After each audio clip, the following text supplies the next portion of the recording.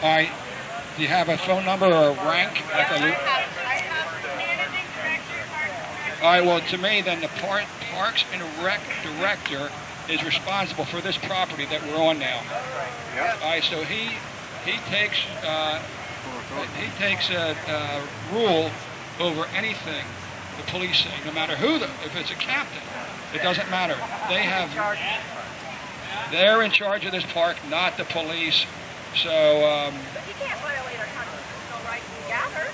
Well, that's what I'm saying. The police, if this is park property, the police have no ruling over it. Like private property. No, it's part of the park. So the head of the park system said it was okay. So then the cops have to follow their. The cops have come in when the park.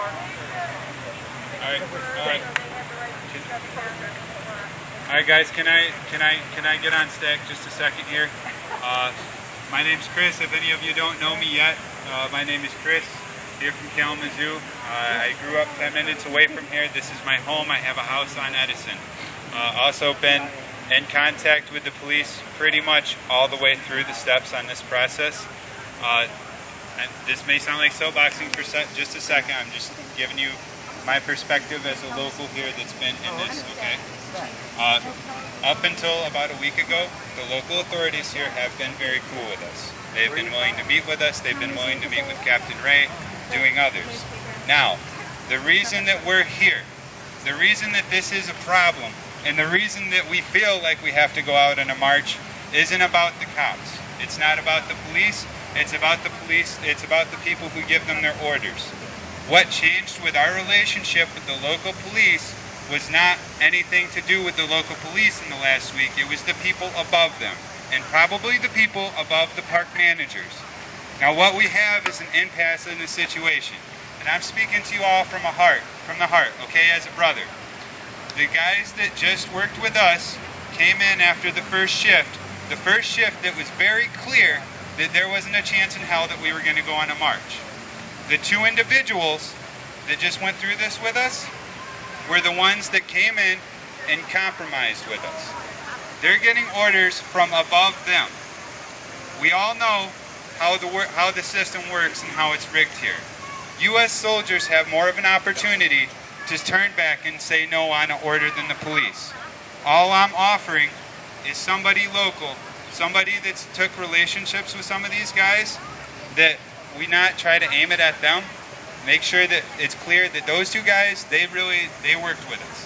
It's not them, it's above them. And I think in a lot of our situations with Occupy, that's an area, I'm just being real and I'm being from the heart, and I don't want anybody to take it the wrong way.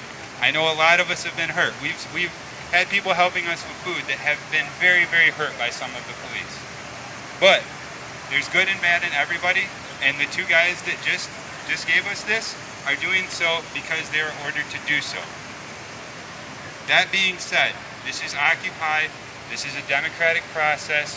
We come together as a group on consensus, just like what made us go on the march in the first place. I just want to make sure that's clear with everybody. This is about who stands behind the police. This isn't about the police. And I yield. So just one more clarifying piece of information. For those of you who have telephones and who have paper and pen, I just want to give you the Parks and Recreation Managing Director's name and phone number. His name is Sean Fletcher. That's S-E-A-N Fletcher. His phone number is 269-337-8568. We did, Chris and I, meet with him yesterday at approximately 3:45, and he was the one who authorized one tent for information, and that's what we have. We also met with Donald Webster, Assistant Chief.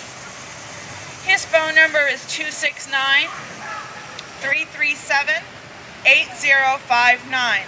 There were also 6 other public safety officials present who did not give us their cards. So it is my humble belief that from the federal level to the level at Western Michigan University, they know we are here. One of the things that was interesting that was mentioned before Peter Hoyt left for the day is that we have a good-sized crowd. For those of you who have been all day, our numbers are growing. I'm going to offer a point of information that may scare some people when people come together to talk. Who would like to speak next?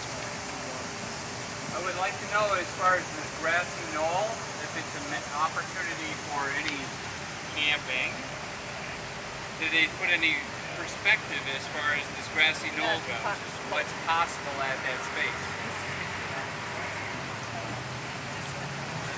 This is something that they're trying to offer as an alternative. They're double checking on that. They're gonna come back to us. We said we would come back to them. We can certainly ask some clarifying questions. So that's where it's at. It's an opportunity to figure it out. I would suggest that if we move at all, not that I'm suggesting we move, I don't know, maybe we try to stay in this part. But if we do move, if we don't go to their damn grassy knoll, then we go to Martin Luther King Park. I will say something. I do know the grassy mound that they are talking about, and there is no room for this size of crowd there. Yeah, there's that. And then there's also the The only symbol. thing that will literally fit on that mound is the tent. Yeah, yeah. So that's not really feasible, anyway.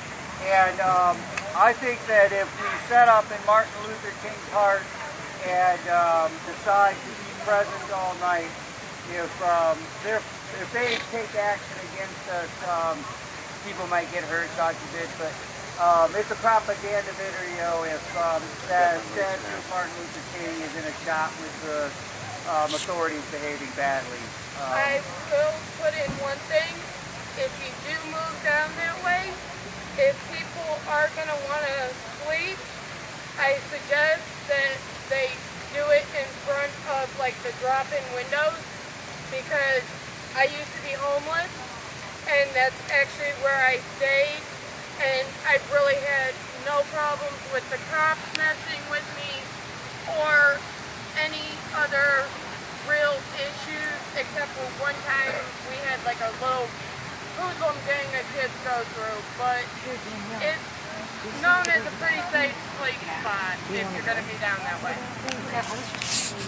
Well, with this kind of group, I think we would just want to sleep in your park where actually do not sleep.